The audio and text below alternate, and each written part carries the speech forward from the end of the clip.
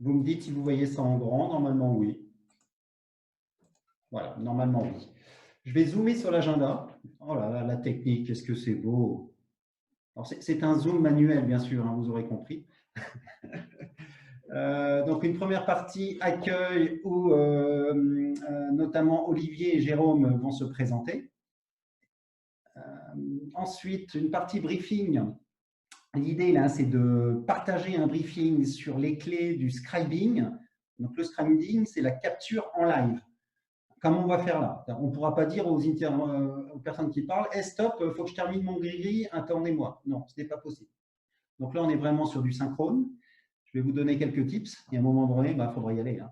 Du coup, il y aura l'interview. L'interview d'Olivier, qui est une personne que l'on connaît, avec qui je travaille chez Airbus et qui a de belles choses à partager au niveau de la CNV, communication non violente. Il y aura un temps de questions-réponses. Donc, évidemment, on vous invite vraiment à poser vos questions, éventuellement à venir sur scène, hein, dans le groupe des panélistes, là, pour la discussion. Et puis, comme d'hab, un partage des visuels. Alors, ça me permet du coup de dire quoi? Il va falloir que je vous donne un lien où déposer vos visuels, un lien de WhatsApp. Voilà, je ferai ça tout à l'heure pendant les questions-réponses. Donc voilà pour cette présentation de programme pour ce webinaire. On s'est donné une durée d'1h30. On va essayer de s'y tenir, mais après, on sait que ça peut déborder si des gens ont encore des questions à poser. Vous nous connaissez, on est assez généreux parce que c'est grâce à vous aussi et grâce à vos questions. Je vais donner la parole à Olivier pour se présenter et ensuite à Jérôme pour se présenter. C'est à vous. Ok, j'ai un petit raté au niveau de Zoom qui s'est déconnecté. Est-ce que tu m'entends là? Super. Ouais, je te vois 2 fois, mais c'est pas grave. On te voit en Olivier et ouais, bref. Okay. Ah ouais. J'ai un petit peu de stress, mais je suis toujours là.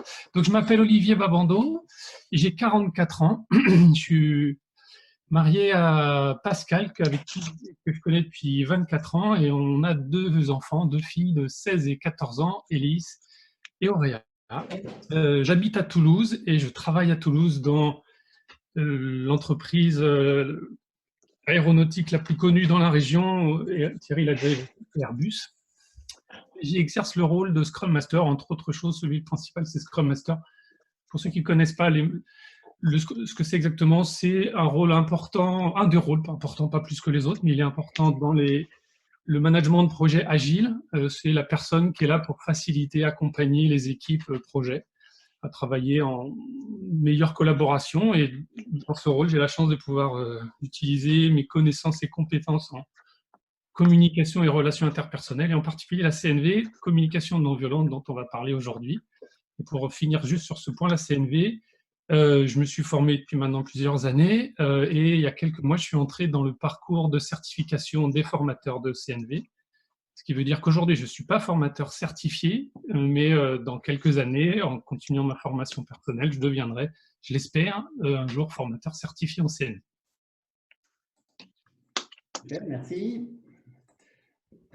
Bonjour à tous. Oui. Donc moi, Jérôme Grand-Bastien. Donc je suis Agile coach, coach en organisation. Ça veut dire que j'accompagne les équipes, les organisations, les gens qui veulent gagner un peu en agilité. Ça fait une petite dizaine d'années que je fais ça maintenant. Donc j'anime des ateliers, je donne des formations.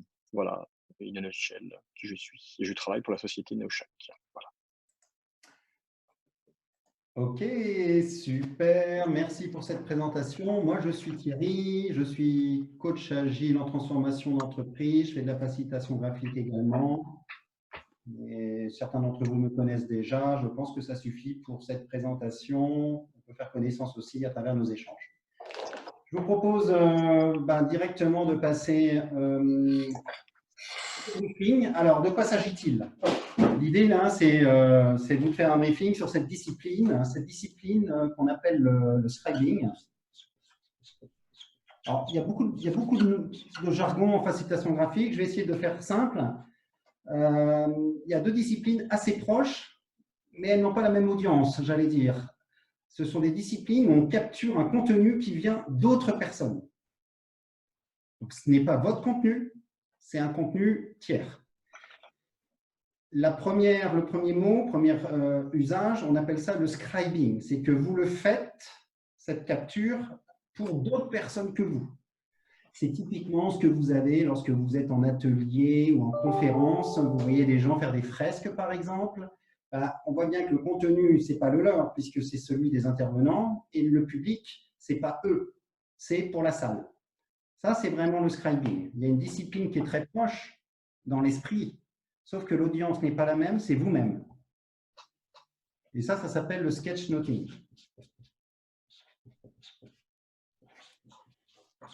Sketchnoting, littéralement prise de notes visuelle.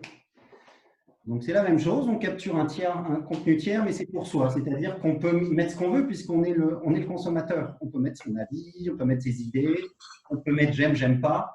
En fait, on n'est pas obligé de rester dans la neutralité. D'un point de vue facilitation graphique, technique, c'est la même chose en fait. Enfin, on va utiliser les mêmes choses. Et donc, il y a un point commun, vous l'avez compris. Et ce point commun, c'est qu'on est dans du synchrone. C'est-à-dire qu'on va avoir le fameux, comme on dit, listen, think, talk, draw, pardon, n'importe quoi. Ces trois activités clés. Écouter, penser, concevoir et représenter, qui vont être effectuées de manière très synchrone. Autrement dit, vous allez avoir une conversation, donc ici une interview,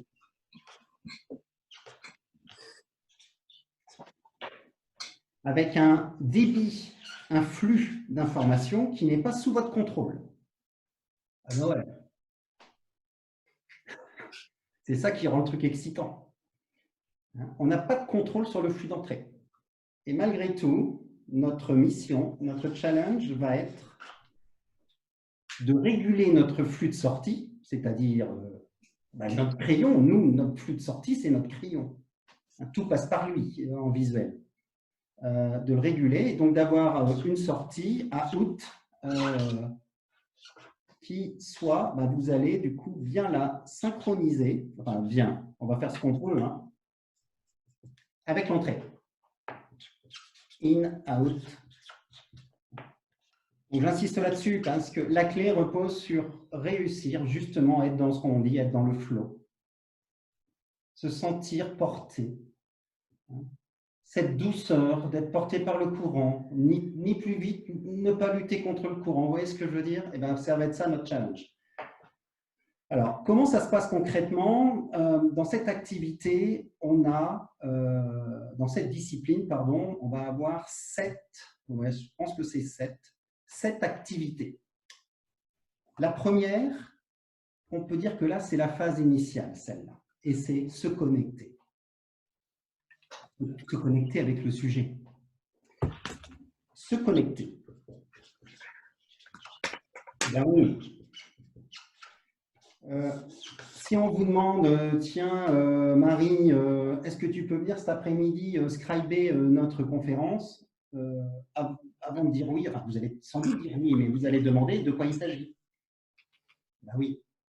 Donc, vous allez vous connecter avec le sujet, vous connecter avec les intervenants éventuellement, pour savoir qu'est-ce que vous allez dire, les gars, c'est quoi vos objectifs, pourquoi vous faites ça, etc. Donc, ça, c'est du avant. Maintenant, passons au pendant.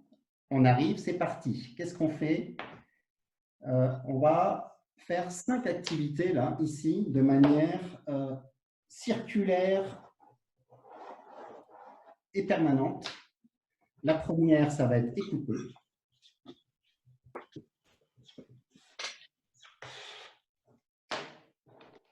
Écoute, hein, on va tenter, c'est pas facile tout ça, bien sûr, mais on va faire une écoute profonde, une écoute neutre, une écoute déshabillée de nos propres filtres. Enfin, c'est impossible de le faire concrètement, mais tentons de le faire. Donc, une écoute complète, avec des senseurs totalement ouverts à 100%.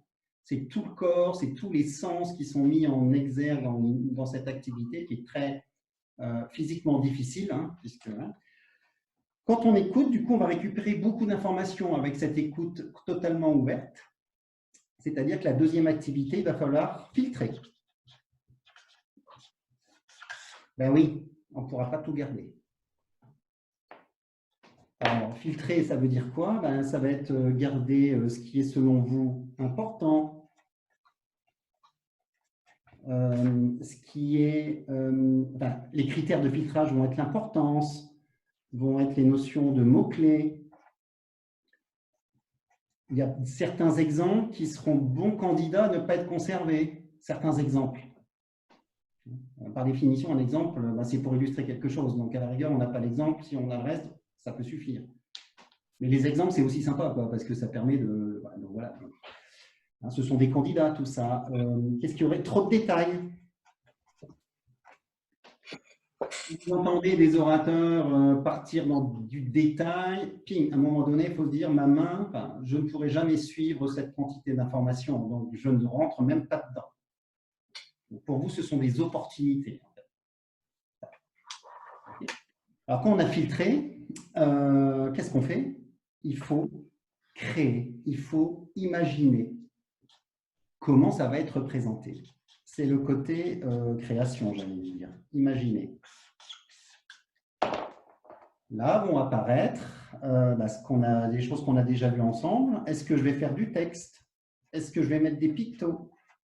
Est-ce que je vais utiliser des métaphores visuelles? CF, un des webinaires qu'on a fait, etc. Je crois que je vous l'ai dit, hein, le texte, vous y penserez quasiment tout le temps parce que de toute façon, tout est représentable en texte. Il suffit d'avoir compris le sens et je peux toujours… Donc en fait, je peux me mettre en situation où j'ai toujours une bouée de sauvetage, c'est le texte. Mais c'est plus qu'une bouée de sauvetage, en fait. C'est peut-être votre priorité. Vous allez voir, hein, pour ceux qui n'ont pas l'habitude, vous allez vite vous rendre compte que le texte est un bon ami. Ah oui, alors c'est mignon, mais je voudrais que le résultat, quand même, quand visuellement il ait du sens, il soit simple, il soit compréhensible par les autres.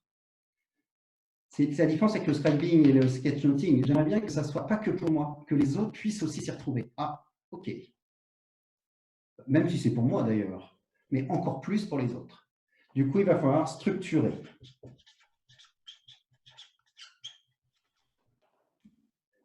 Structurer. Structurer, ça veut dire quoi? Ça veut dire où est-ce que je mets tel élément? Je le mets à gauche, à droite, je le fais petit, je le fais grand, je le mets dans une bulle, je le mets dans un cube, etc. Donc, il y a plein de structures qui peuvent aller du mind mapping au processus, au popcorn. Popcorn, ça veut dire ça surgit de n'importe où. Ça peut être très chouette, hein, etc. Et puis, la partie visible de l'iceberg, elle est que maintenant. Tout ce que vous avez fait là, c'est invisible. Et maintenant, c'est la seule partie visible, c'est dessiner. Et elle est là. Dessiner, c'est-à-dire rendre tangible, rendre réel, écoute, filtrage, imagination, structuration. Et dessiner, alors dessiner comment? Il faudrait dessiner de manière propre, de manière simple, de manière rapide.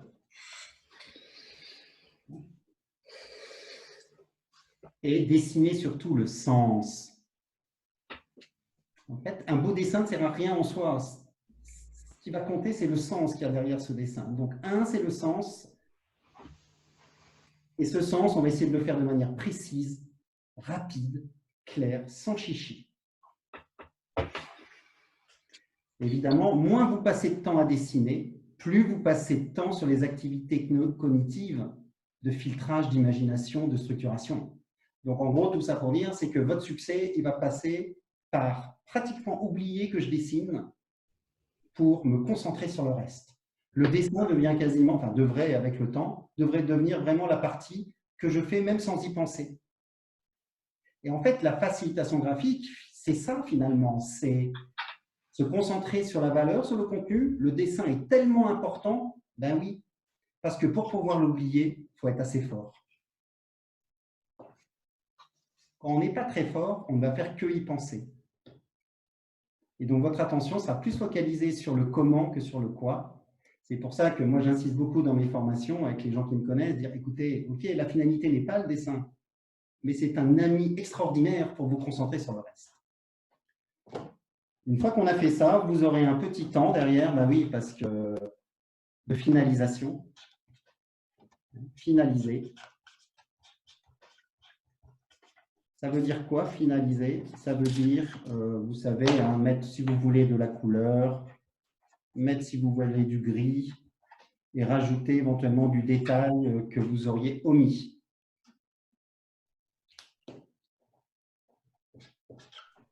Et donc, voici en quelques mots comment se déroule un scribing ou un sketchnoting en 7 étapes. 1, 2, 3, 4, 5, 6, 7.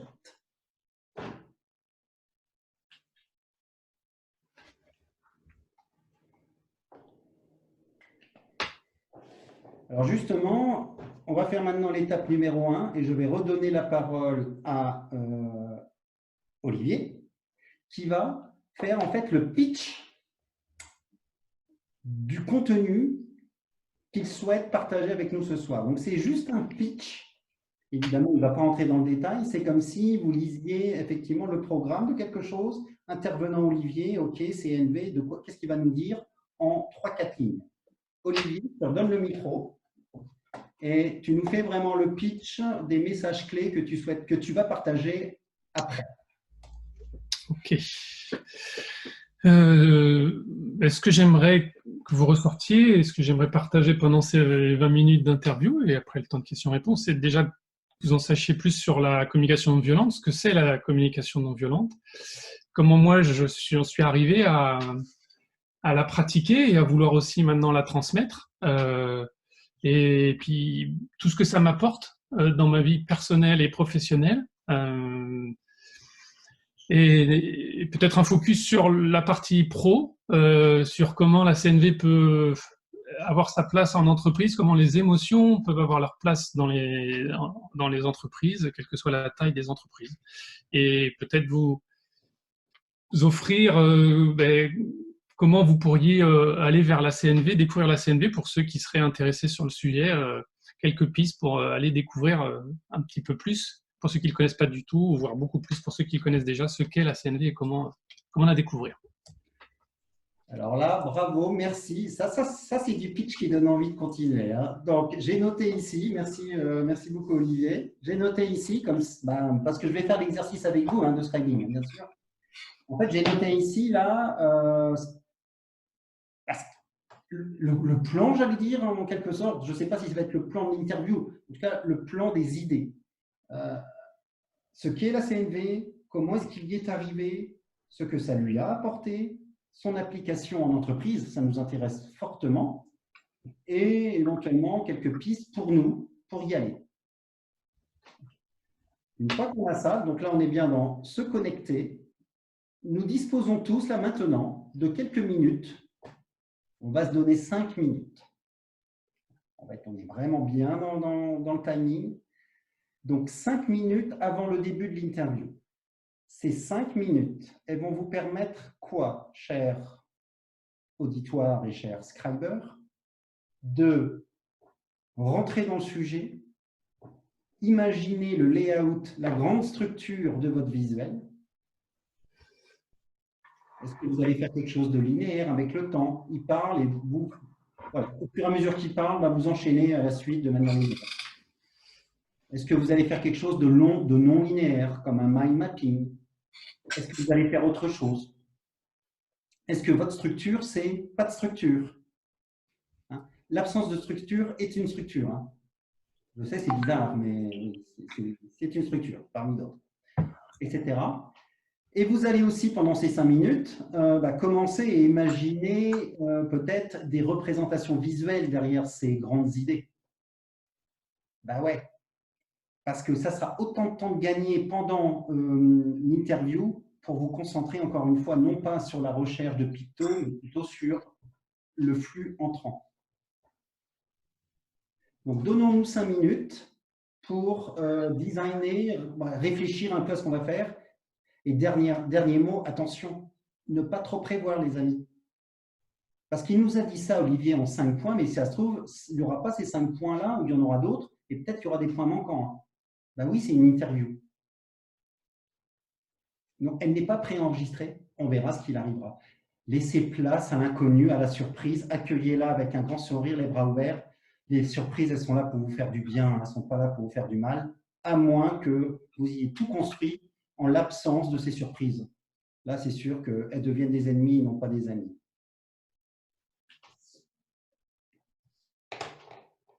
Bon, ben, moi, je fais comme vous, mais je le fais ici, du coup. Hop.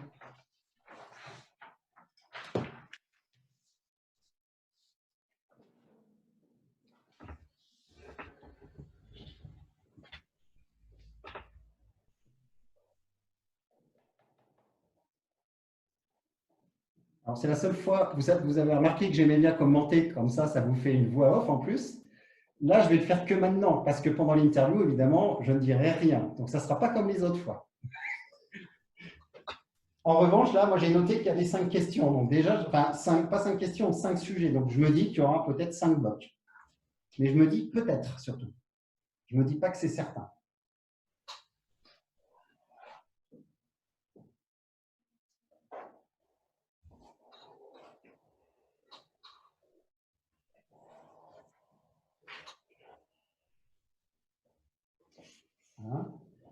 Voilà. OK.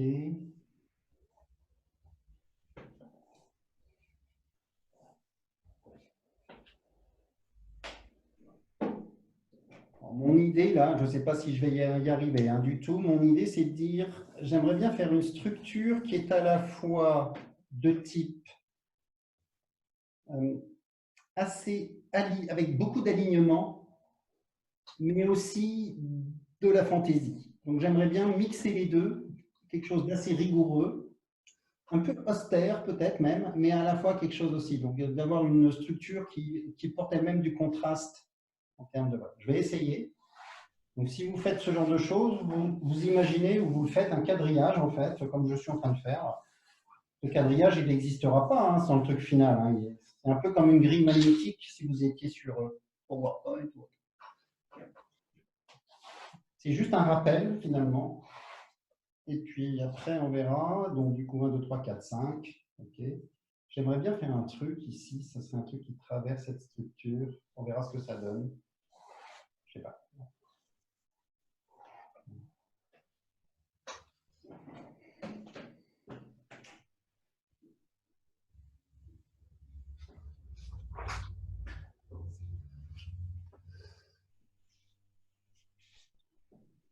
On donne encore 2 minutes. On est 24 jusqu'à 26, c'est-à-dire la fin de la 25e minute.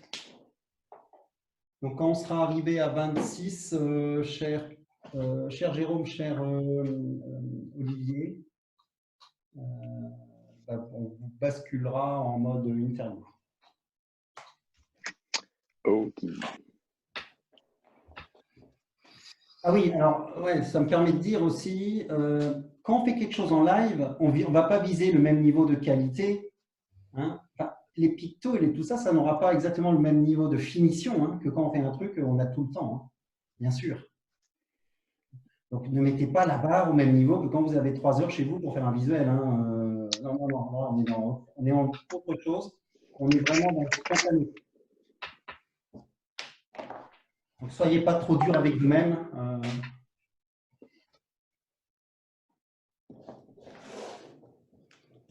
Vous pouvez tenter d'utiliser un code couleur. Alors, c'est plus dur en live, les codes couleurs, parce qu'on n'a pas trop de temps de réfléchir. Je dois le mettre en bleu, en rouge ou en noir. Vous voyez ce que je veux dire? C'est pas évident.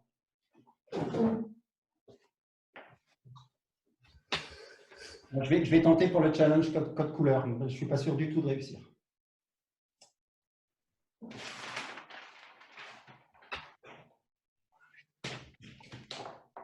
OK, il va être 26. Il est 26. Alors, on avait dit que pendant l'interview, on restait en mode comme ça, finalement, d'un point de vue visuel. Ouais. Eh bien, écoutez, on vous donne la main et c'est parti pour l'interview de 20 minutes. Merci. Ça va, Olivier? Ready? Ouais, prêt. C'était ma première question. Es-tu prêt? Comment vas-tu? Ouais, un petit peu stressé déjà de voir le dessin de ce que Thierry va dessiner en même temps, que ça ne me perturbe pas dans les réponses, comment lui, il les comprend, mes réponses. Et puis aussi, veiller à parler suffisamment lentement pour que les personnes qui scribent ne soient pas en rush. Donc, et ça va aller. Ça va. La communication non violente, moi, c'est un sujet qui m'a toujours intéressé. J'avoue que j'ai vu pas mal d'articles si je regarde sur Internet. J'avoue que j'ai pas l'expertise et je profite d'être avec toi, avec un expert comme toi qui a l'expérience et qui le pratique au quotidien. J'ai envie de te demander, ça veut dire quoi, communication non violente? Qu'est-ce que la communication non violente? Alors, la communication non violente, je vais souvent utiliser l'acronyme CNV pour communication non violente. Pour moi, c'est avant tout rappeler un outil ou un processus pour nous permettre de nous exprimer de manière authentique, exprimer ce qu'on vit, ce qu'on ressent dans une situation. Je dis avant tout parce que c'est généralement ce qu'on peut voir assez rapidement, facilement, quand on commence à lire les premiers livres de CNV ou les vidéos.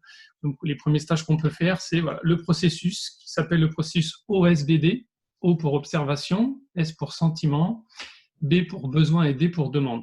C'est le processus cœur de la CNV, dont toute la CNV découle. Et ce qui permet de transformer nos habitudes de communication qui, pour la plupart d'entre nous, reposent sur des comparaisons, des interprétations de la réalité, des critiques, des jugements qui peuvent être à la fois positives ou négatives, agréables ou désagréables, hein, les jugements.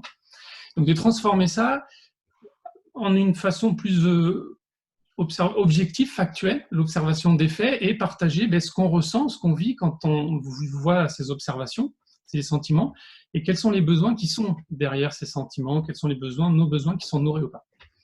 Ça, c'est la partie visible de l'iceberg.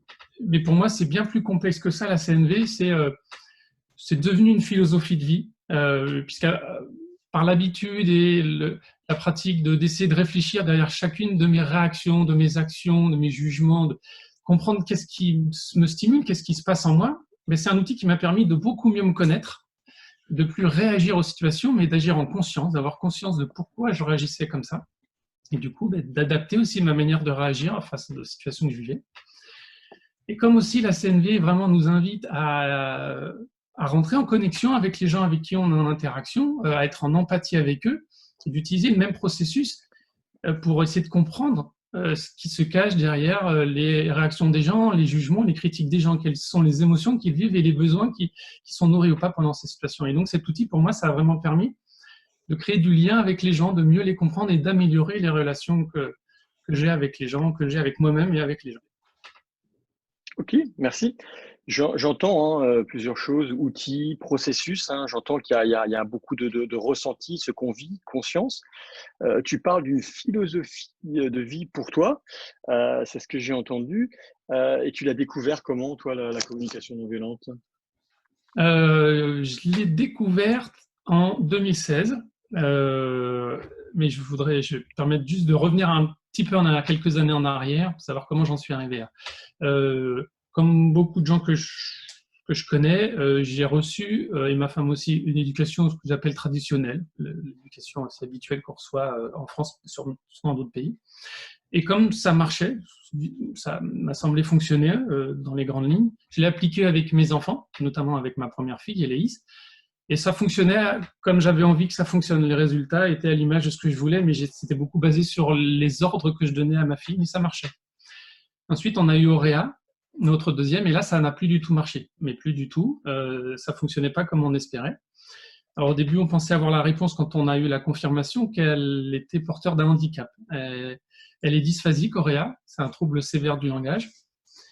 Donc, c'était effectivement compliqué dans nos relations, mais c'était un fait et ça sera comme ça toute sa vie. Du coup, on s'est posé la question de soit c'était elle qui changeait, mais c'était plus compliqué malgré beaucoup d'efforts. Du coup, on a réfléchi à autre chose.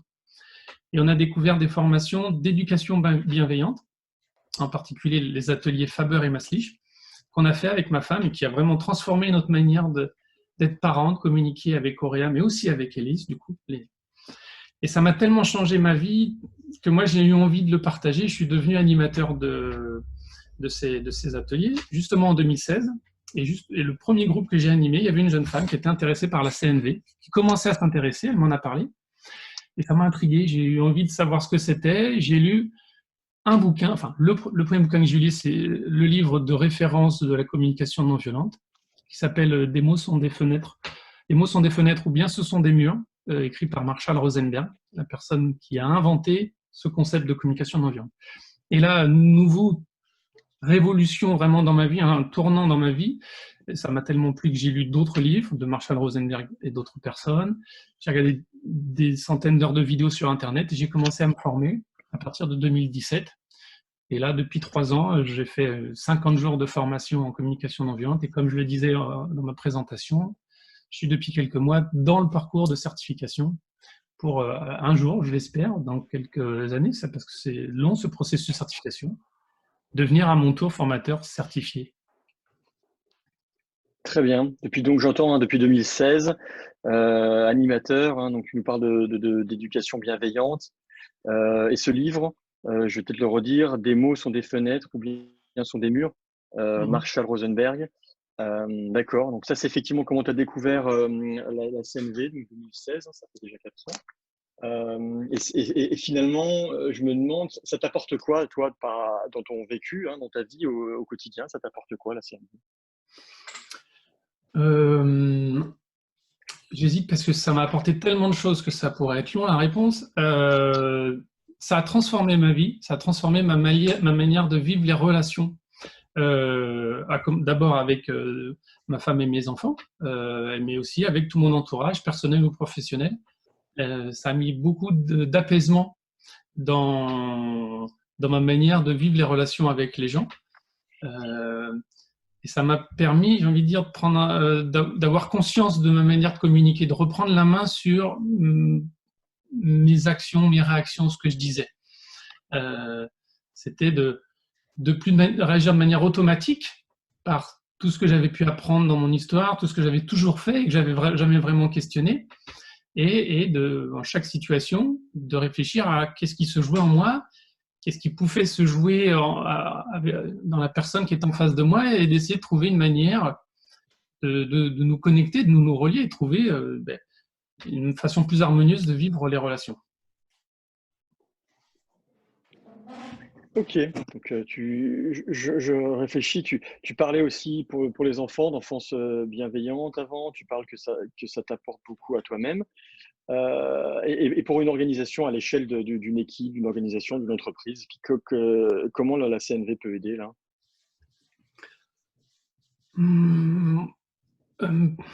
Pour moi, je comprends la question parce que j'entends souvent, j'entends parfois, même souvent, j'ai envie de dire, quelques réticences de personnes à mettre la CNV en entreprise. Je vois pas de différence pour moi. La CNV m'a aidé et aide à prendre soin des relations et à apaiser les relations. Du coup, elle a sa place partout où il y a des relations humaines, et en entreprise, il y en a pareil.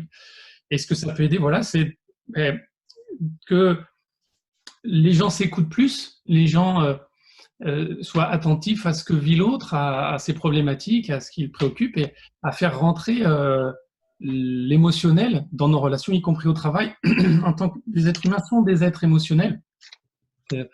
Non, c'est là comme ça qu'on est fait. On réagit, on ressent des choses, on a des émotions en chaque situation, qu'elles soient agréables ou désagréables. Et ces émotions nous donnent des messages, des informations qui nous aident à adapter notre comportement et nous adapter aux autres. Et les émotions des autres sont aussi des signaux à prendre en compte pour adapter notre comportement avec eux. Et pour moi, en entreprise, ça a toute sa place.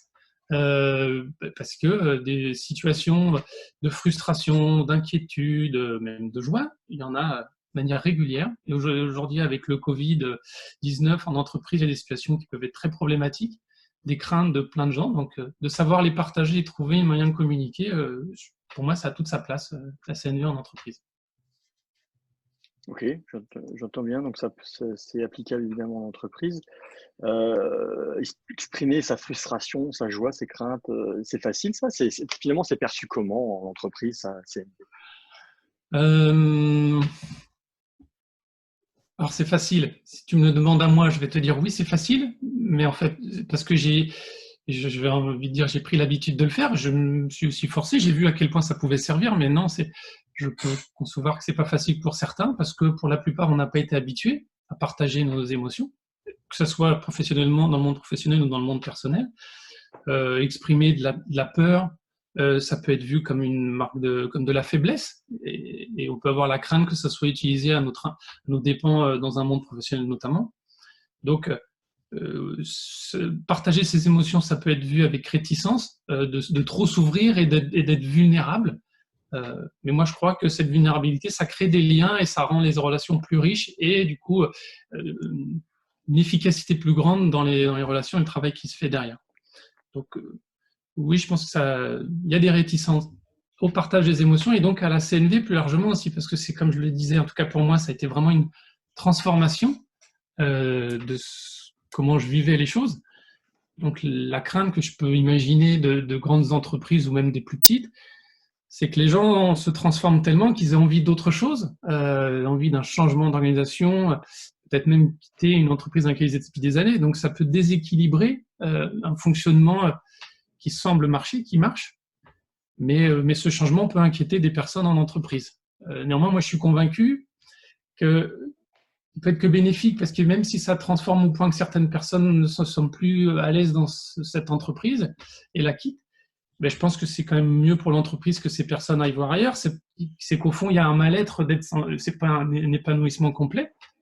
Et à l'inverse, comme dans mon cas, moi, je me suis posé la question à un moment, est-ce que je restais dans mon entreprise? Et oui, j'ai trouvé des endroits chez Airbus où on pouvait vivre ça, on pouvait vivre des relations plus harmonieuses et au final, une efficacité plus grande. Donc, j'ai trouvé un autre moyen de vivre les relations et le travail en entreprise. Et j'y suis resté avec encore plus de motivation et d'envie de contribuer et de faire que l'entreprise fonctionne bien. Ok, apaiser les relations. Mm-hmm. Ça me parle de plus en plus. Concrètement, tu fais ça comment? Toi qui es animateur, c'est quoi? C'est des ateliers? C'est comment ça se passe? Tu as un exemple concret de comment ça se passe en entreprise? Alors, ouais, je vais profiter il y a la partie où moi concrètement j'essaye de partager ce que ça m'a apporté et aussi du coup à transmettre la CNV. Chez Airbus comme dans d'autres entreprises, il y a un workshop sur le feedback qui est proposé. On est quelques-uns, j'en fais partie, à proposer ces formations qui s'inspirent du processus de communication non violente. Donc pour que de plus en plus de gens soient sensibilisés aux émotions, aux besoins, et voilà, pour améliorer la relation. Donc ça, c'est ma manière de contribuer à ce que la CNV prenne un peu plus de place dans l'entreprise.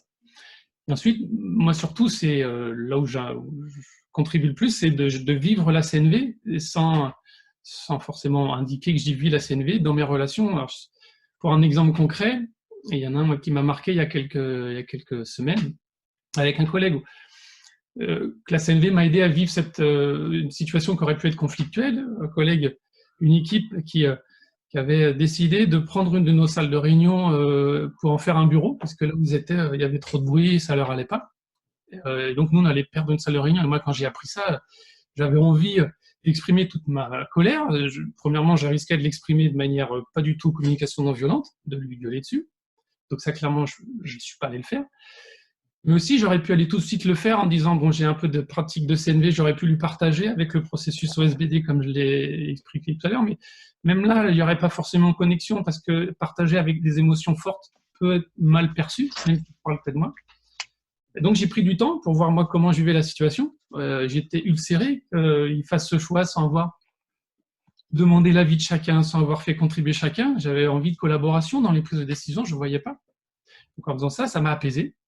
Et une fois que moi j'étais apaisé, j'ai pu aller le voir, non pas pour lui partager ce que j'avais vécu, mais pour écouter lui son point de vue. Et lui, il m'a partagé toute la crainte qu'il avait d'être dans un environnement bruyant, du coup moins d'efficacité, de prendre soin de son équipe. Et moi, quand il me parle de ça, ça me donne envie de l'aider. Voilà, il veut prendre soin des gens, c'est aussi moi un besoin fort.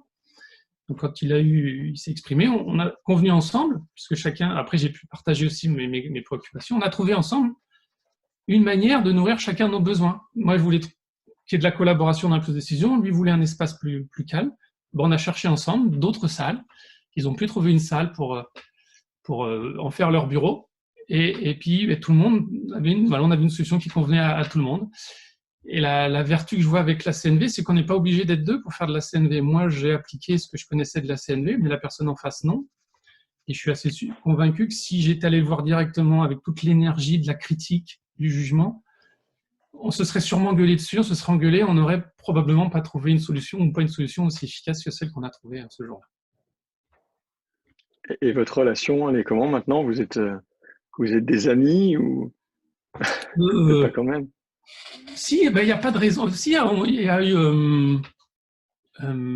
si ça nous a montré, ça a renforcé un peu les liens qu'on avait, ça nous a montré qu'ensemble, on peut trouver des solutions, qu'il n'y a pas de raison de s'inquiéter de l'autre et d'avoir peur de ce qu'il peut décider, de se dire, si on se partage les choses de manière transparente, ouverte, on a la conviction que tous les deux, on va trouver une solution qui est la meilleure pour nous deux.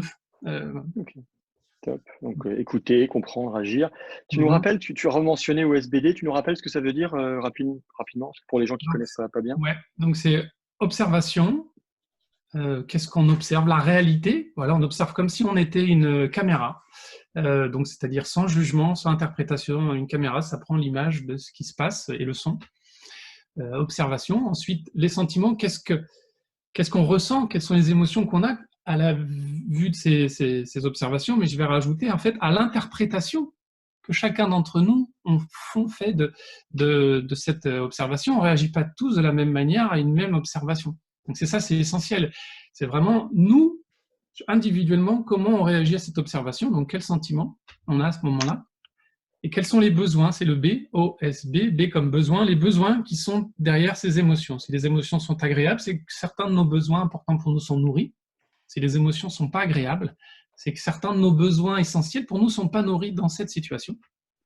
Pour ensuite arriver à la demande pour essayer dans l'avenir que des situations identiques ne se reproduisent pas ou différemment pour améliorer notre bien-être et le bien-être de la relation. Et la demande, ce n'est pas forcément la demande à l'autre qui peut être vue comme une exigence, tu dois changer, mais aussi une demande à soi-même.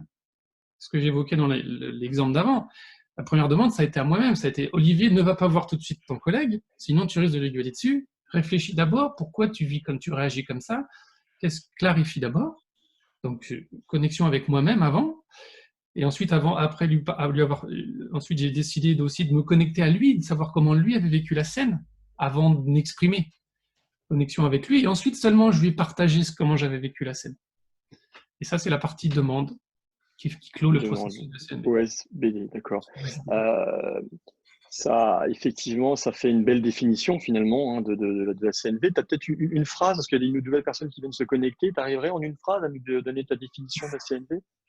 C'est pas facile, ça. En même temps, tu m'as pas dit la durée de la phrase. Hein. Donc, pour moi, la CNV, c'est bien plus qu'un outil ou qu'un processus, celui que je viens de décrire. C'est vraiment plus une philosophie de vie qui m'a aidé, qui peut aider, je pense, n'importe qui, de passer d'un mode de réaction automatique, qui est généralement hérité de notre éducation et de notre histoire, vers un mode d'action et de réaction consciente. On prend conscience de ce qu'on a vécu et on agit en conscience de ce qu'on a vécu dans cette situation. C'est vraiment donc une philosophie pour passer du mode « je dois faire ça, il faut que je fasse ça » à un mode « je choisis de faire ça pour telle et telle raison, je choisis de faire ça pour nourrir tel besoin, des besoins à moi, pour prendre soin des besoins des autres. » Top. Merci. On a une cinquantaine de participants ce soir. Qu'est-ce que tu as envie de leur dire? Je pense que peut-être que certains qui se disent « tiens, j'ai envie de commencer ». Qu'est-ce que tu as envie de leur dire s'ils ont envie de commencer la communication non violente? Il y a aussi un truc là en posant la question, la crainte que j'ai, je parle de transformation, donc c'est un processus qui peut être long et compliqué. On n'est pas tous obligés de le vivre de cette manière. Moi, c'était comme ça que j'avais envie de le vivre, ça m'a apporté énormément. Mais en même temps, je serais aussi heureux si des gens avaient juste envie de le découvrir un peu et s'arrêtent là où ce sera bon pour eux. Donc pour ça, commencer, si ça les intéresse, à lire des livres, et notamment le livre que j'ai évoqué et que tu as rappelé tout à l'heure, le livre de Marshall Rosenberg. On pourra partager les liens, je pense, avec Thierry de ce livre. D'autres formateurs comme Thomas Danzambourg qui écrit des livres peut-être plus accessibles, plus pratiques. Regarder des vidéos sur Internet. Mais après, vraiment, pour comprendre ce que c'est que la CNV, pour moi, il faut la vivre. Et participer à des stages avec des formateurs certifiés me semble un passage obligatoire pour vraiment vivre la CNV. Il y a le passage obligatoire, j'ai envie de dire, c'est des 3 modules de 2 jours avant de passer à des thématiques plus complexes. C'est 3 modules de base, 3 fois 2 jours. Ça peut être déjà beaucoup pour des gens. Alors juste le premier module de 2 jours, ça permet de vivre la CNV, de la découvrir et de se dire bah, est-ce que ça peut m'intéresser ou au contraire, c'est pas pour moi et je continuerai à faire autrement. Merci beaucoup Olivier, merci pour ton partage, pour ces 20 minutes passées avec toi. Ça m'a j'ai beaucoup appris. Ben, Thierry. j'ai déjà fini, je pensais pas qu'on était déjà 20 minutes, ça passe vite. Super, merci beaucoup. Top. Je suis dans un état de concentration et même un peu de fatigue. Hein. On va partager ça avec l'audience qui, pour le moment, ne peut pas s'exprimer. Elle aura tout le temps de le faire. Hein. Merci beaucoup. C'est dense. Hein. Je peux te dire que c'est assez dense. Ah ouais. On nous avait promis des blancs, des pauses, on les a pas vus. Hein. Ah mince. Ouais, non, on était dedans, nous, hein, on s'excuse. Ouais. Non, mais je dis ça. Et heureusement que vous n'êtes pas au service des scribers. Hein, c'est heureusement. Et on est vraiment là dans la réalité, dans l'exercice que l'on a fait ensemble. Le fond est extrêmement intéressant. On va y revenir, bien sûr, pendant le temps de questions-réponses. Mais avant de commencer ce temps de questions-réponses, je pense que toutes les personnes là qui ont scribé sont dans un état de fatigue et de concentration. Ils ont besoin d'un sas de décompression et peut-être aussi pour terminer leur visuel. Tout ça pour dire, on va se donner, allez, jusqu'à 52, 4 bonnes minutes, voire 5, de sas de décompression.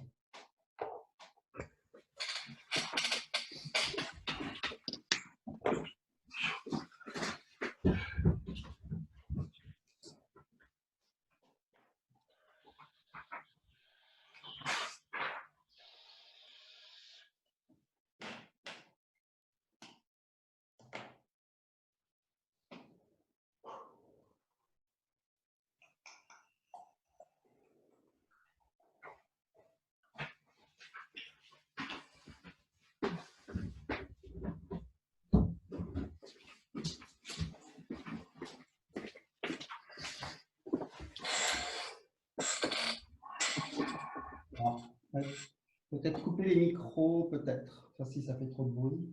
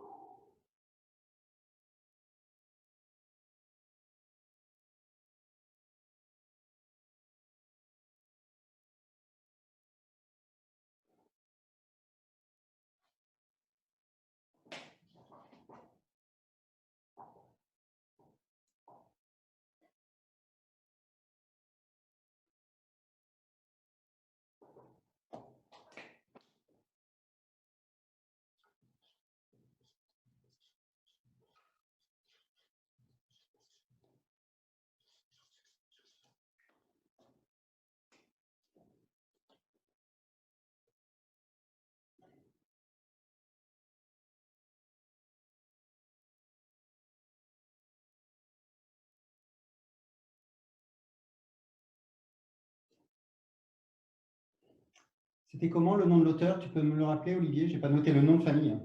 Oui, c'est Rosenberg. R-O-S-E-N-B-E-R-G. Ouais, d'accord. Merci.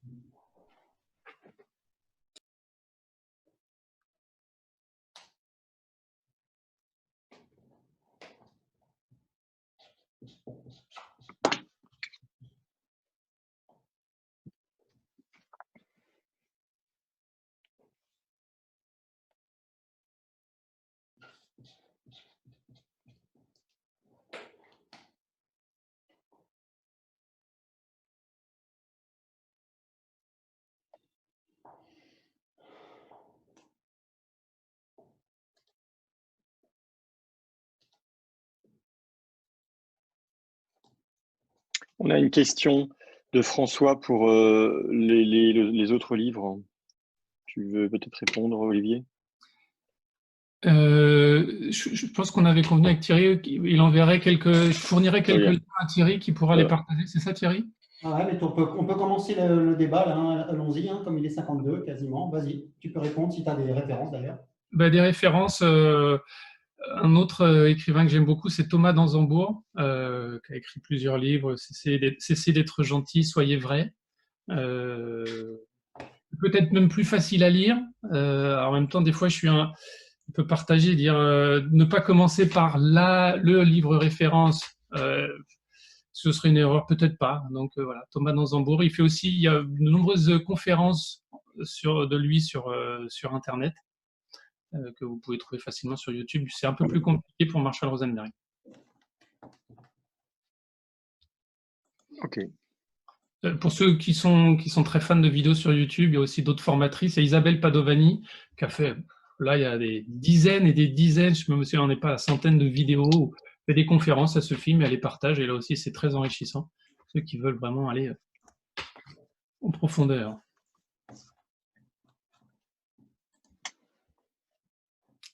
Les BD, ah oui. Ma femme me fait un petit signe il y a des BD aussi qui sont les BD de Armella, ART, plus loin ME2LA. C'est des BD qui, la première sur les émotions, justement pour expliquer comment fonctionnent les émotions, on peut réagir tous différemment à des mêmes observations, des mêmes stimulus.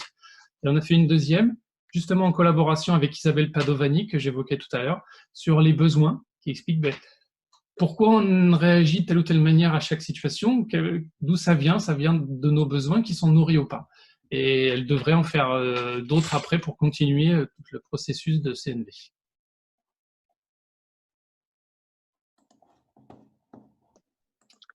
Faber et Maslich pour la CNV avec les enfants. Alors, je sais, comme ça, il y a une question. Je voudrais juste indiquer, pour moi, c'est deux choses différentes dans ma vie qui ont été très complémentaires. J'ai d'abord découvert les ateliers Faber et Maslich, qui sont très pratiques. Voilà, déjà, c'était une prise de conscience sur l'impact que pouvaient avoir mes mots et mes actions sur mes enfants. Et ensuite, des pistes très pratiques pour adapter, changer ma manière d'interagir avec mes enfants. Mais ça n'est pas de la CNV, même si on parle beaucoup d'émotions et aussi de manière très cachée, on parle des besoins même s'ils ne sont pas exprimés comme ça. Donc ça n'est pas de la CNV. En revanche, pour moi, ça crée vraiment un lien. Faire la CNV après, ça m'a ouvert encore plus grand les possibilités de Faber et Maslich, l'importance des émotions, l'importance quand on fait des demandes à nos enfants, d'exprimer d'où ça vient, les besoins qu'on a, et du coup que la solution qu'on demande ou qu'on propose, elle est là pour répondre à nos besoins, mais aussi être à l'écoute des besoins de nos enfants.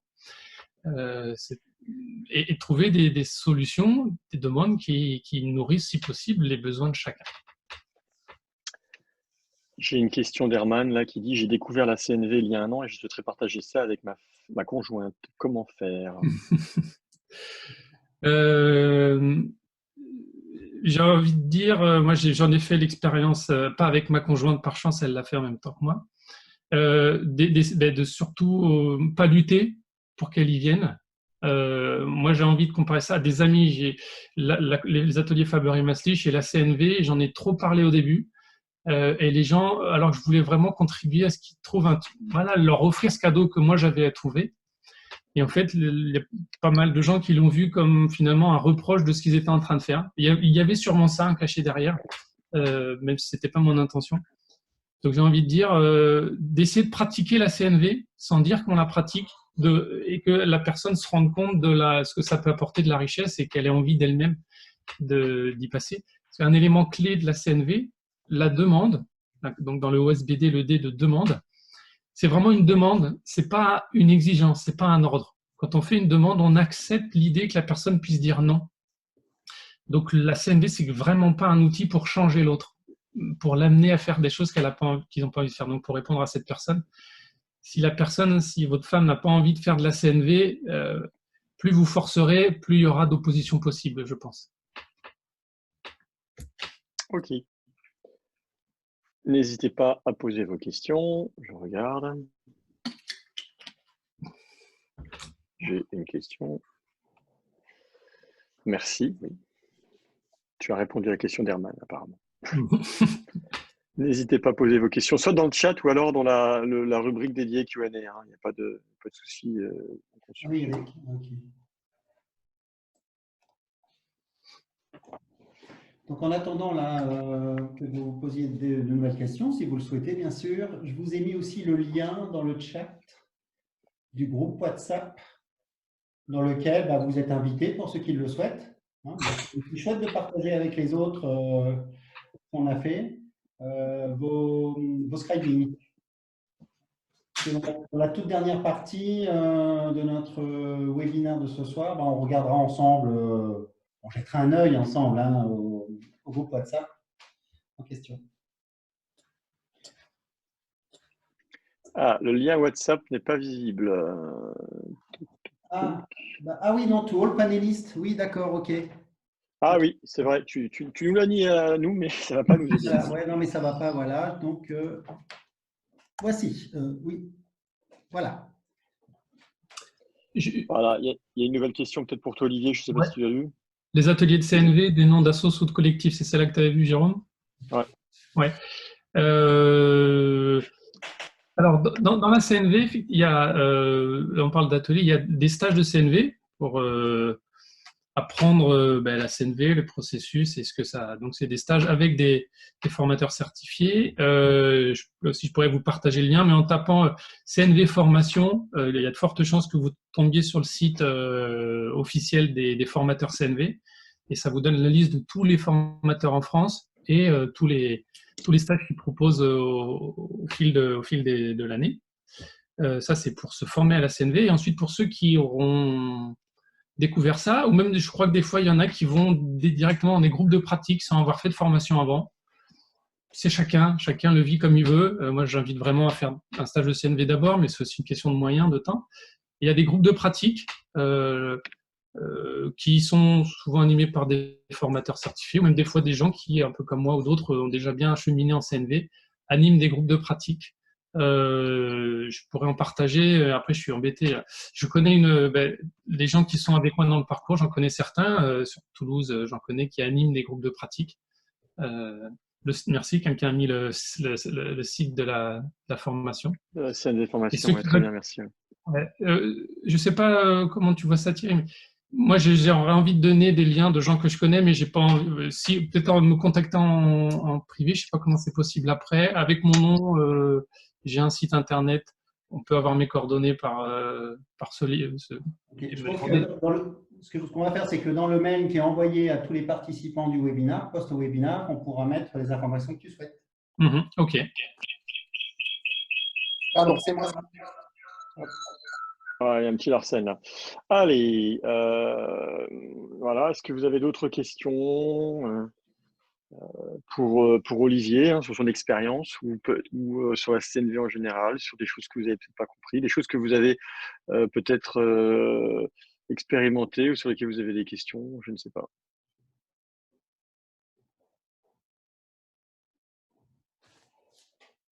S'il n'y a pas de questions, moi j'aurais vraiment envie de partager un truc qui n'a pas été évoqué.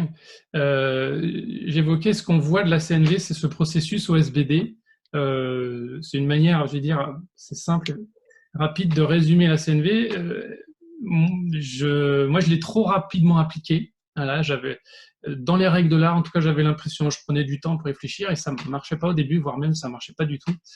Et en fait, je me suis rendu compte que ce que j'ai vraiment oublié, c'est un autre principe fort de la communication non violente, c'est d'être vraiment à l'écoute de l'autre, l'écoute active, l'empathie.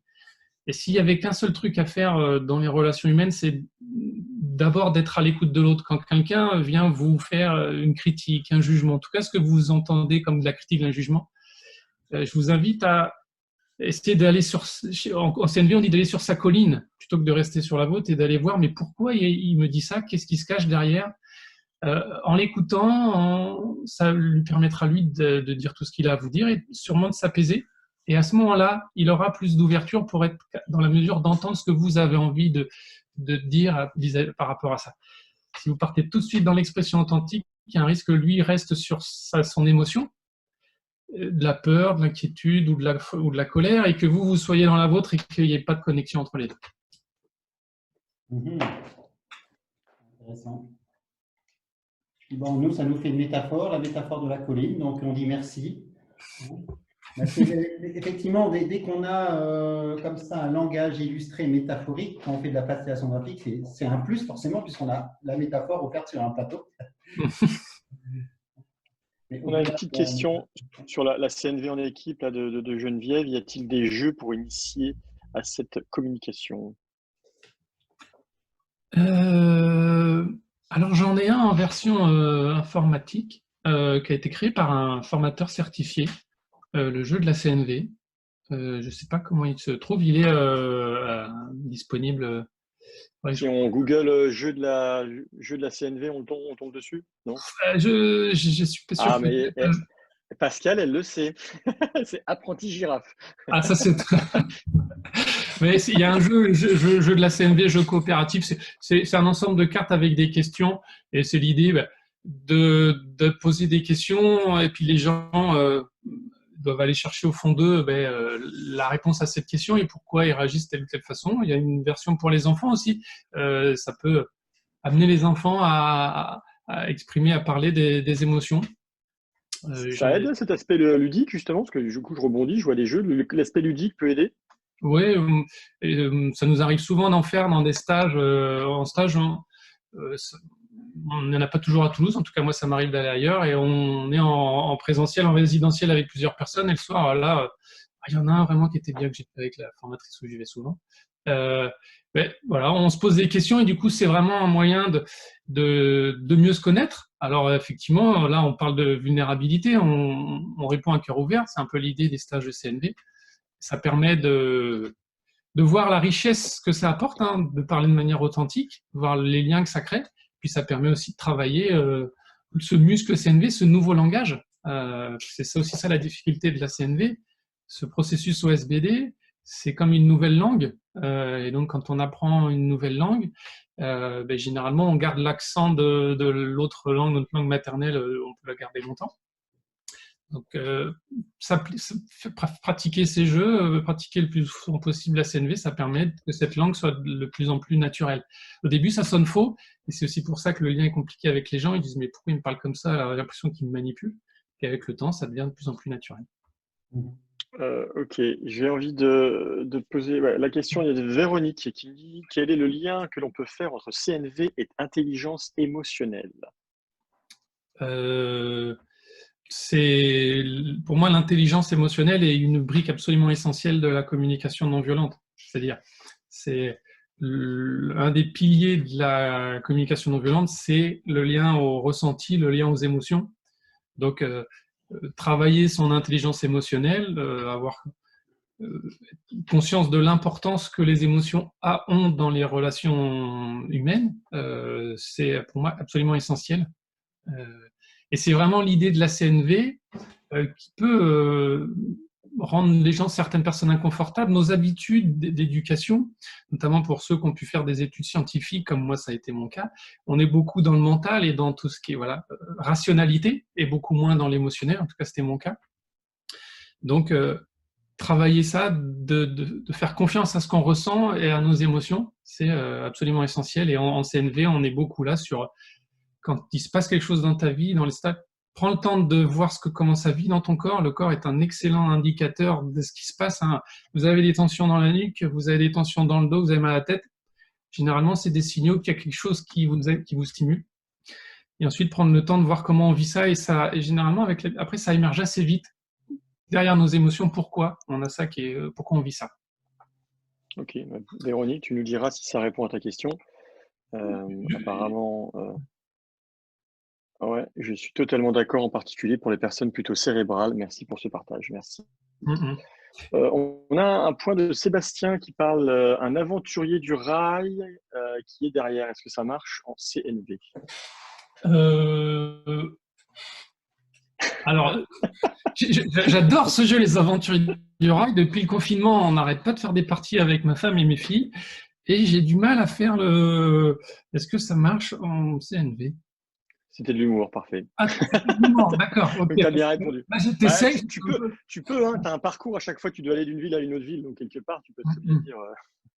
Ouais, dans tous les jeux de société qui sont, il y a forcément des émotions qui vont naître hein, quand on pensait prendre un chemin à l'aventure du rail et que c'est le gars d'à côté qui l'a pris. D'exprimer à quel point on est frustré, ça peut permettre à l'autre de dire je vois que tu es frustré parce que j'ai pris le chemin et du coup tu vas devoir faire un détour. Donc c'est peut-être aussi un moyen comme toutes les situations de vie où on peut pratiquer la CNV. Ça demande d'avoir une bonne régulation émotionnelle à la base. Est-ce que vous utilisez des outils tels que la cohérence cardiaque, par exemple?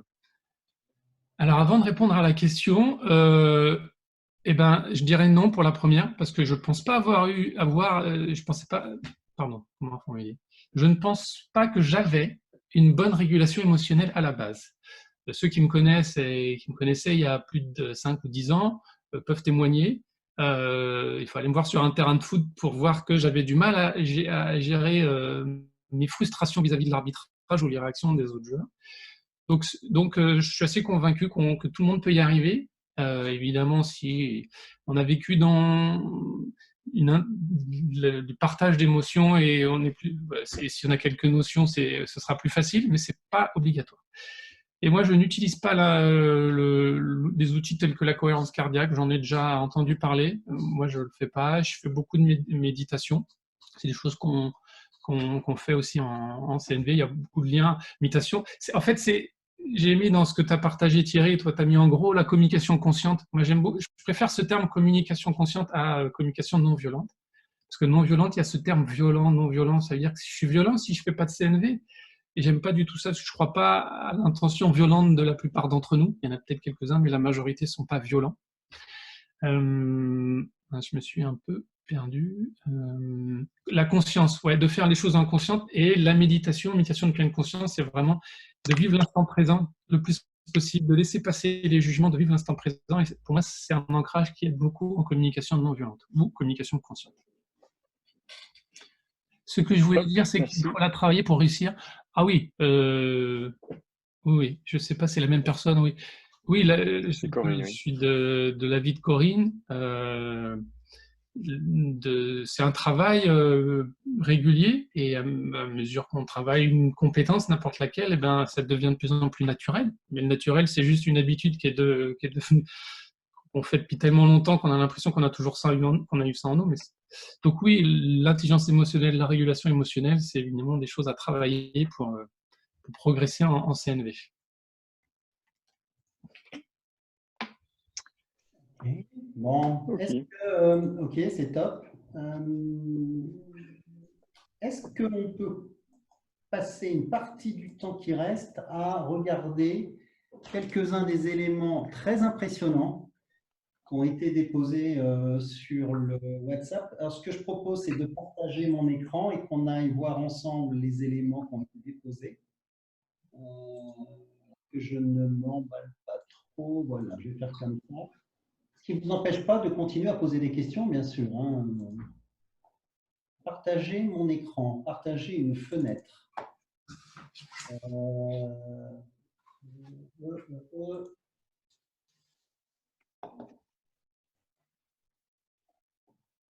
Voici ce qui a été déposé. Je dois dire que c'est d'un haut niveau, ce moment.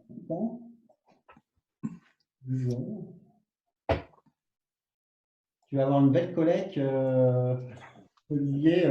Ah ouais, génial. Ah ouais, En ton honneur, hein, parce que là… Ah oui, d'accord, il y a la capture de la première partie d'ailleurs aussi. J'adore ça là, avec le plongeur, c'est top. Hein. Franchement, bravo à la personne qui a fait ça, qui nous a la partagé. Nathalie. Jérôme Webinar, c'est pas mal du tout. Donc, il y a beaucoup de contenu, comme sur le mien, hein, c'est pareil. Donc là, volonté de capturer beaucoup de mots, structure claire, c'est chouette aussi. Ah, on voit une belle poignée de main qui est assez bien faite, il faut quand même le reconnaître, c'est pas si évident. Alors moi j'ai l'œil un petit peu, je suis un peu obsédé des fois, donc pardonnez-moi du coup. Alors, là c'est vraiment super chouette. C'est qui la signature? J'arrive pas à lire.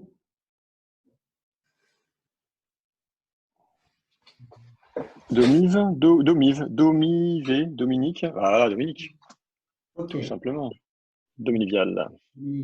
Alors là, c'est du high level, hein, je trouve, personnellement, moi j'adore, hein, franchement, Mhm. j'adore parce qu'il y a quelque chose qui est assez puissant. Enfin, en plus, c'est pour du sketchnoting, hein, enfin, je veux dire, un truc en live, c'est vraiment top.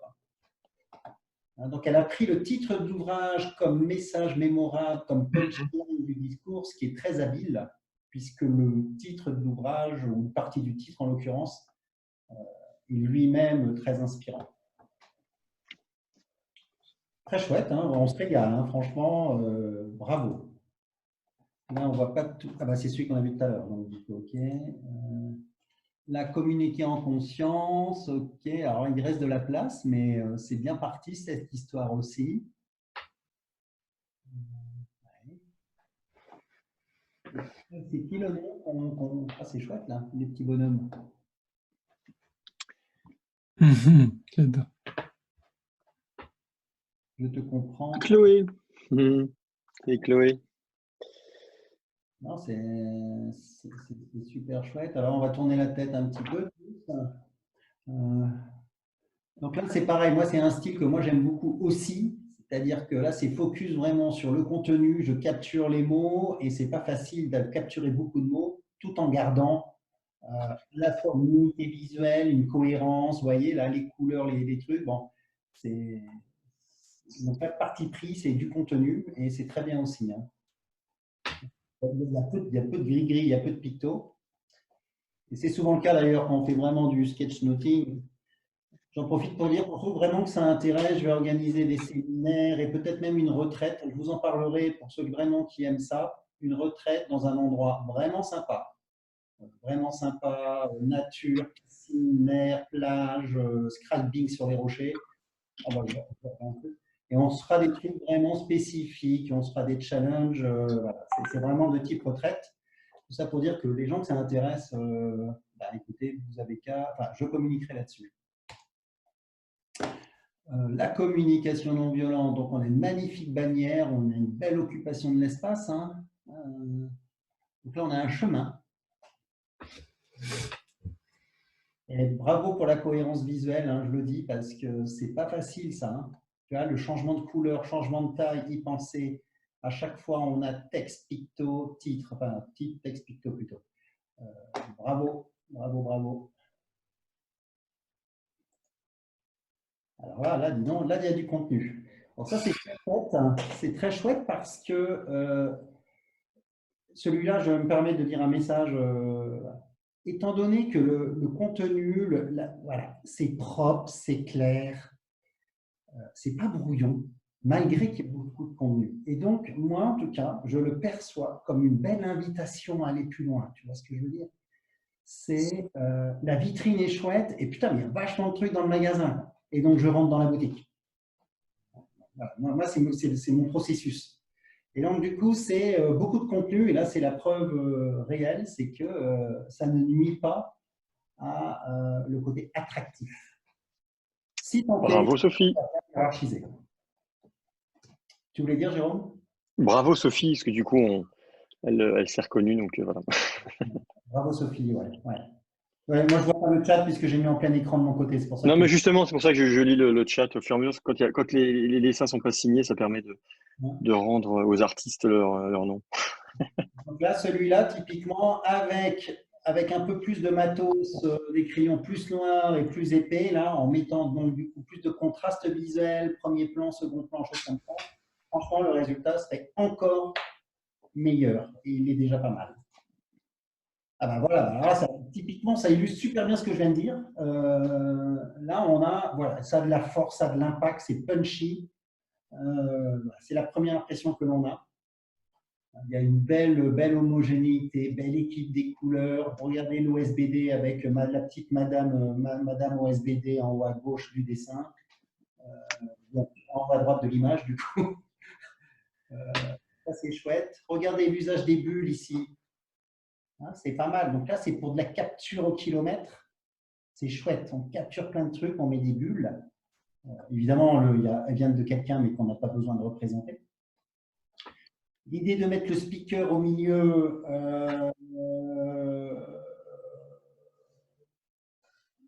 alors ça marche, ça peut marcher. Tenter, idéalement, alors là, Olivier, je vais le faire rougir. Tu vois, ça marche bien si la personne qui est au milieu, de par sa notoriété, représente à elle toute seule le sujet. Et donc, moment représenté par la personne elle-même. Donc ça, c'est bien pour des stars. Olivier est une star en devenir, mais qui est quand même déjà pas mal. J'ai envie de lui dire déjà bravo. Donc si je vais au bout du bout, si je ne connais pas Olivier, le mettre en plein milieu, ça marche, hein, j'ai pas de sujet. Il ne représente pas à lui tout seul le sujet, pas encore. C'est comme si moi, on me mettait au milieu de la facilitation graphique, par exemple. Alors, on se dirait, ok, mais tu ne représentes pas la discipline. Tu es un apprenant, tu es un padawan de la discipline. Tu vois. Mais voilà, là, je vais un peu plus loin dans mon analyse. En tout cas, ensuite, on a une structure qui est déjà grandie, mon écran. On a vraiment une structure 1, 2, 3. Voilà. Oups, merde. Ça suit les questions. Donc là, on prend vraiment. Là, on est plus linéaire, hein, vous voyez, comme saisie. Ça marche très bien sur des cahiers, ça. Parfait. C'est un cahier, d'ailleurs. Donc, on a beaucoup de contenu, comme on prendrait des notes soi-même. L'iceberg, là. Ah oui, tu en as parlé au début. Oui. En fait, derrière ma remarque, Olivier, l'iceberg, ça vient de toi ou ça vient du Scriber? Non, c'est moi Non, qui ça vient d'Olivier. Olivier en a parlé au début. Ouais. C'est moi qui l'ai dit, oui. Bon, mais voilà, ok. Et juste pour dire, je me suis fait avoir plusieurs fois, moi, quand j'ai fait du. Parce que je ne peux pas m'empêcher de donner mon avis, donc du style le sale gosse. Non, mais et quand on fait du scribing, la neutralité dont je parlais, des fois, je me suis fait rattraper par la patrouille. Le mec, moi, me dit, mais attendez, là tu as mis un truc que je n'ai pas dit. Quoi. C'est ma femme qui l'a fait celui-là, donc effectivement, ça aurait pu être le cas. Ah Tu as reconnu le dessin de ta femme. Bravo. Elle voulait pas. Elle voulait pas que ça se sache. Bravo Pascal. Pascal. C'est très chouette aussi, la naissance d'Ambre, on voit l'histoire. Bon, ouais, voilà. Bon, je suis arrivé au bout de ceux qu'on partageait. En tout cas, merci beaucoup à ceux qu'on partageait. Peut-être revenir, il nous reste une petite dizaine de minutes. Je reviens sur.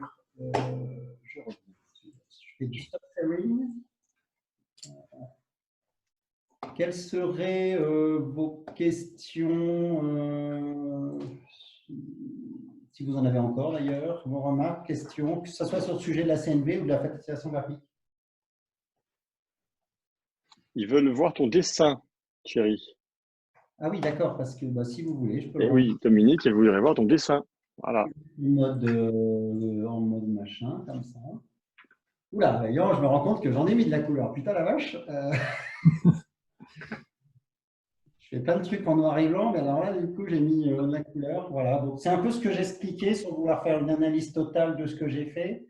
Ma volonté initiale, et je voulais dévoiler, c'est-à-dire, ça c'est, chacun fonctionne avec sa propre sensibilité. Moi, un peu comme tout le monde, en tout cas, j'aime bien d'avoir une partie prévue. En fait, j'imagine déjà dans ma tête le résultat, mais évidemment pas trop. En tout cas, la structure. Et je voulais faire une structure, vous voyez, comme j'ai dit, avec vraiment de la rigueur en termes de… Là, c'est des colonnes, du coup. Mais aussi, je voulais des trucs qui traversent ces colonnes et qui donnent de la liberté.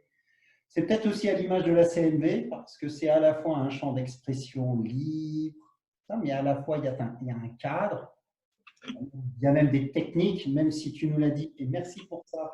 Ça ne se limite pas à une technique qu'on applique de manière scolaire. Et puis après, en ce qui concerne les codes couleurs, je me rends compte que là, tu vois, voilà, bon, on a peut-être une de trop. En tout cas, je cherchais la cohérence. Et dans la cohérence, j'ai tenté de mettre tous les titres en rouge, chose à peu près réussie. Ensuite, j'avais commencé par mettre des mots forts, des mots-clés en bleu. je pense pas m'y être tenu à 100% des mots importants en bleu. Et puis, je voulais mettre le reste en noir. Puis enfin, le jaune, j'ai mis le jaune dans la fenêtre qui est dans le mur. Et puis après, j'ai rajouté un peu de jaune pour le fun. Voilà.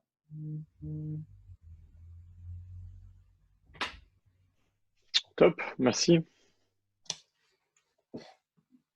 Est-ce que Olivier, toi, alors ça c'est important, quand on fait de la facilitation graphique, souvent, eh ben, on va voir évidemment c'est souvent le speaker qui vient vous voir d'ailleurs. Hein. On va voir, il dit, est-ce que tu t'y retrouves? Est-ce qu'il manque des choses? Parce que c'est important d'avoir son OK à lui, son contenu, encore une fois. Après, ce truc va être publié, peut-être avec son accord seulement d'ailleurs. Évidemment, il ne faudrait pas qu'il y ait dedans des choses. Donc, Olivier, est-ce que quand tu vois ça déjà ou quand tu lis les mots, qu'est-ce que ça te fait? Et n'hésite pas à dire qu'il manque des choses ou quelque chose. Les grandes lignes sont là. Il y a dans ton dessin, comme d'autres qu'on a vu, l'importance des émotions, des cœurs et la relation, l'empathie, la relation, ces mots-clés sont là. La conscience, il y en avait un avec un soleil où c'est écrit agir en conscience et ça fait un soleil. Moi, j'ai adoré cette image pour dire, ça, voilà, agir en conscience, ça, pour moi, ça m'apporte du soleil. Voilà. Donc, j'aime beaucoup ces différences de perception. Il y a un élément qui manque à mon point de vue, et vous avez pour la plupart indiqué que c'était un outil, mais j'avais envie d'insister sur le fait que c'est surtout pas qu'un outil, et ça ressort pas assez. Du coup, je me dis, mince, j'ai peut-être trop insisté sur le processus et sur l'outil, et pas sur le fait que c'est avant tout une philosophie de vie, voilà, un mindset qu'on peut avoir tous les jours. Ouais, ok. Ajouter, c'est un outil, mais pas que, juste à côté. Effectivement. Donc, merci.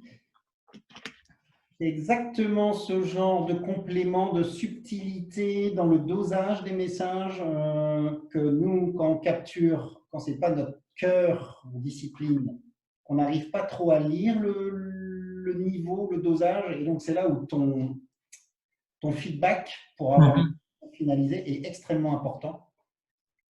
Mais en même temps, je trouve que ça a du sens parce que c'est plus facile d'expliquer le processus, comment je le mets en place. J'ai donné un exemple concret.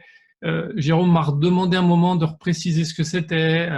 Donc voilà, ça, je pense que les gens comprennent plus facilement, c'est plus facile que c'est une philosophie de vie qui m'a transformé. C'est peut-être sûrement plus difficile pour moi pour l'exprimer, pour le partager, et donc les gens pour le comprendre. Ouais.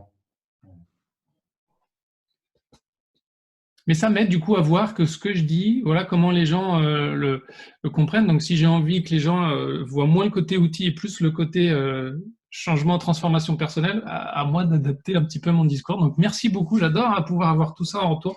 Et pour l'instant, je vois pas d'inconvénient à tout partager. J'ai pas regardé en détail, j'ai pas forcément envie de le faire.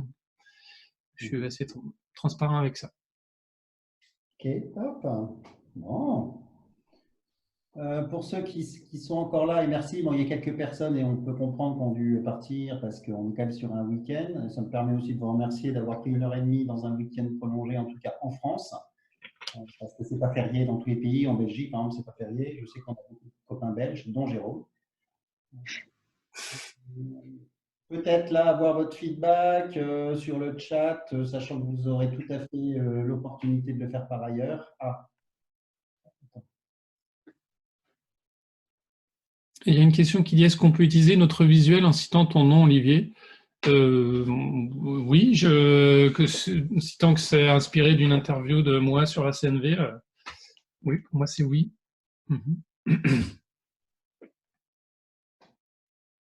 On a des remerciements, François, Dominique.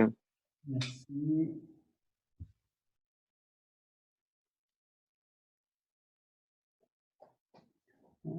Donc, moi, ça me fait penser, là, moi, franchement, j'ai adoré l'interview que j'ai découverte aussi. Franchement, merci à tous les deux. J'ai adoré le ton, j'ai adoré le style, l'humilité, mais aussi la profondeur. Donc, vraiment, moi, j'ai trouvé ça top. Ça me donne vraiment envie de continuer ce genre de format.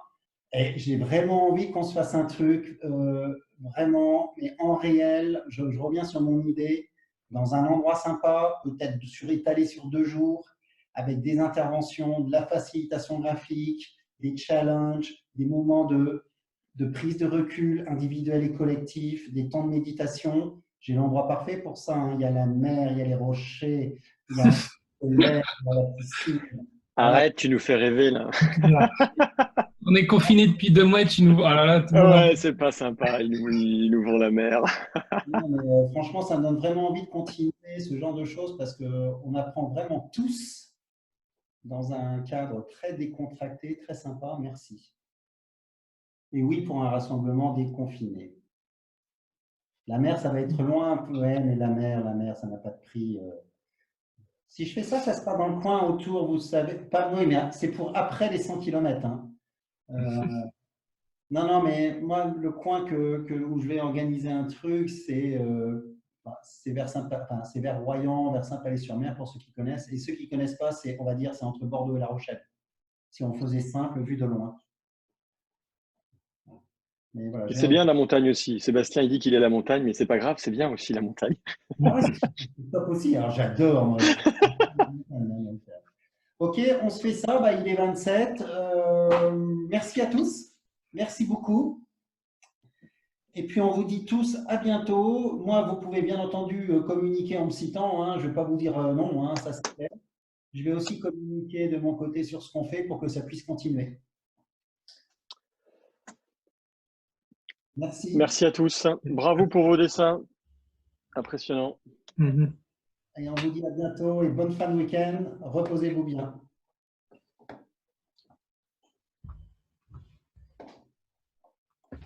Merci pour vos feedbacks. Merci. Je vais copier le. Ouais, tiens, j'ai copié les feedbacks comme ça. Au revoir Pascal. Voyons voir en live. Hop. Merci. Bah, du coup, je coupe la conférence et je vous fais des bises à tout le monde et je vous dis à bientôt. Ciao. Merci Olivier, c'était chouette d'avoir fait ta connaissance. Est-ce qu'on reste là tous les trois ou j'aimerais bien qu'on en discute. S'il coupe la conférence, on ne reste pas. Hein. D'accord, mais bon, c'est le week-end, tout ça, mais à l'occasion, peut-être échanger. Ah non, moi, ça ne me dérange pas, mais à ce moment-là, vous pouvez le faire un autre channel, parce que les gens sont là, quoi. Ouais, c'est ça, mais je regardais les gens qui quittaient petit à petit. Mais... Okay. Oh, il n'y en a plus que 7, hein, tu me diras, je ne sais pas. Il y a un petit truc à faire. T'as pas plutôt, vous n'avez pas 10 minutes demain plutôt? Quand vous voulez. Là, j'ai un truc à faire. Donc, toi, tu as un truc à faire? Ouais, on se déconnecte. Et puis, ce demain, moi, j'ai pas de. Demain, c'est samedi. Moi, je suis plus fan de la semaine prochaine, à partir de lundi. C'est bon pour moi, j'ai rien. Ouais, c'est bon pour moi. Sauf si tu voulais avoir un truc à chaud, moi je peux rester si tu veux Olivier, mais il vaut mieux, peut-être la semaine prochaine avec Thierry. Non, mais c'était même aussi. Alors peut-être Thierry, c'est plus urgent parce que tu vas sûrement communiquer dessus. Ce que je peux t'envoyer pour comment. Ah, les liens, ouais. Oui, je veux bien que tu m'envoies les liens qui vont être dans le mail, qui vont être envoyés aux participants avec un peu de matière, d'accord? Ouais. Dans ce que je vais communiquer, moi sur les réseaux, je vais pas mettre de bouquins, tout ça, je vais mettre vos noms. Et je vais mettre mon visuel parce que. Oui, bien sûr. Je ferai peut-être une vidéo en fait aussi, je vais voir. Ok. Thierry, avant que tu partes, moi j'avais une question. Tout ça c'est enregistré, il y a moyen d'y avoir accès après ou tu vas diffuser ça avec ou pas? Tu parles de quoi l'enregistrement? Ah, c'est pas enregistré, ça peut-être, pardon. T'as enregistré la session là? Non, tu l'as pas enregistrée. Enregistré. Ok, et c'est des choses que tu partages ou? En tout cas, moi j'aurai le lien. Après, le lien, je le file qu'au demandeur. Je ne file pas un lien comme ça. D'accord, non, ça va. Parce qu'il faudrait que vous le regardiez comme vous êtes intervenant pour voir si vous voulez bien que je le diffuse. Ok. À vous, c'est sûr, je vous envoie le lien de l'enregistrement. Si c'est ta question, réponse égale. Ouais. Déjà, oui. Après, si on me pose la question, voilà. Mais déjà, dans un premier temps, j'aimerais bien avoir le lien. Comme ça me permettra d'y rejeter un œil. Moi aussi, pour voir si je pense ne pas avoir dit de choses que j'avais pas envie de dire. Il n'y en avait pas. De toute façon, j'avais pas de crainte comme vous l'avez partagé. Ok. Ok, merci. À très vite. Allez, à très vite. Allez, merci. Bonne soirée. Bon week-end. Ciao.